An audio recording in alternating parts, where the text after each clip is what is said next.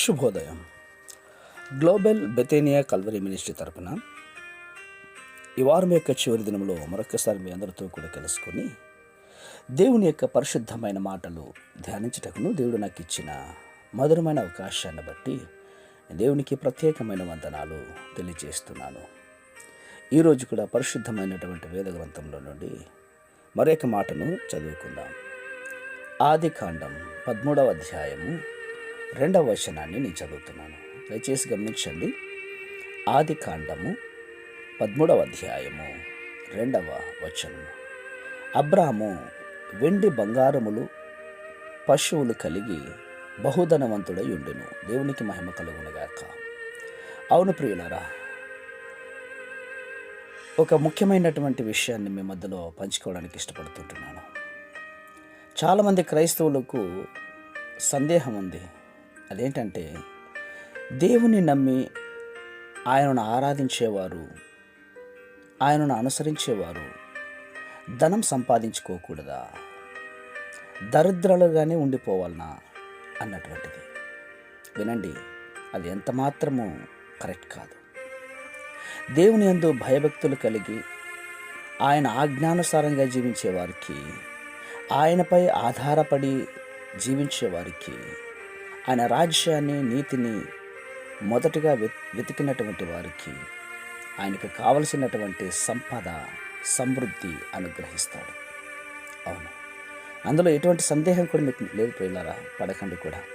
ఎందుకంటే యెహోవా అబ్రహాముకు చెప్పినటువంటి ప్రకారంగా అబ్రహాంతో దేవుడు మాట్లాడిన రీతిగా అబ్రహాం గారు తన దేశాన్ని, తన తండ్రి ఇంటిని, తన బంధువులను విడిచి దేవుని మీద భారం వేసి ఆయన చూపించినటువంటి దేశానికి వెళ్ళాడు. అక్కడ దేవుడు అబ్రహామును అన్ని విధాలుగా ఆశీర్వదించాడు.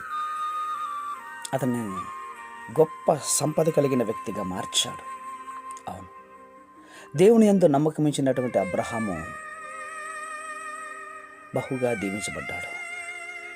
అంతెందుకండి, గొర్రెల కాపరిగా ఉన్న దావీదు దేవుని యందు భయభక్తులు కలిగి ఆయన మీద ఆధారపడడం వల్ల అన్ని రకాలుగా ఆశ్రయించబడ్డాడు కదా, అద్భుతంగా హెచ్చింపబడ్డాడు కదా.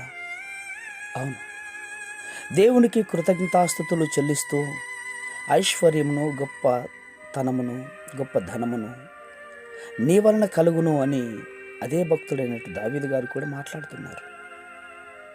అవును, మన పరాక్రమం, మన బలము, మన జ్ఞానము కాదు, కానీ అబ్రహాము దేవుని మీద ఆధారపడినట్లుగా, దావీదు గారు దేవుని మీద ఆధారపడినట్లుగా ఈ క్రిస్మస్ దినాలలో ఏది లేదే, ఎలా బ్రతకాలి, ఎలా ఉండాలి, ఇంత దరిద్రమైన జీవితం అన్నది అని ఎప్పుడు అనుకోవద్దు.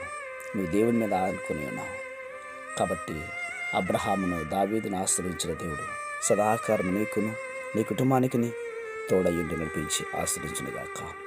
ప్రేమ నమ్మకమైన మా ప్రియ పరలోకపు తండ్రి, ఈ మాటలు వింటున్న బిడ్డలు ప్రభువా, వారు ఉన్నటువంటి స్థితిని చూసి కురింగిపోకుండా నీ వైపు చూసి భాగ్యాన్ని బిడ్డలకు అనుగ్రహించి గొప్పగా దీవిస్తారని విశ్వాసం నమ్మొచ్చు. చిన్న ప్రార్థన మా రక్షకుడిని యేసయ్య నామమున బట్టి ఈ వేడుకను పొందుతున్నాం మా తండ్రి. ఆమేన్, ఆమేన్, ఆమేన్.